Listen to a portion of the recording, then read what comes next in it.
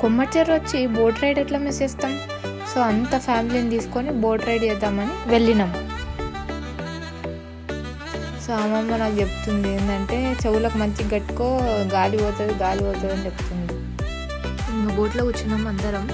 కూర్చున్న తర్వాత full water ఉండేసరికి బోట్ రైడ్ కూడా మంచిగా అనిపించింది.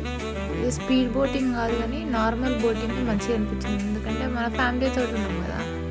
పెద్దవాళ్ళకంటే పిల్లలు ఫుల్ ఎగ్జైట్మెంట్లో ఉండే అనమాట. సో వాళ్ళు కార్నర్కి నేను కూర్చుంటా అంటే నేను కూర్చుంటాను గొడవ చేసేది. సో ఇద్దరికి ఒక్కొక్క కార్నర్ ఇచ్చేసినాం అనమాట. అట్లా మొత్తం అందరం కూర్చున్నాం, మంచిగా ఫోటోలు వీడియోలు తీసుకున్నాం. అమ్మమ్మకు కూడా ఫుల్ ఈ రైడ్ ఫుల్ నచ్చిందంట. వీళ్ళు మా నలుగురు కోతలు అనమాట.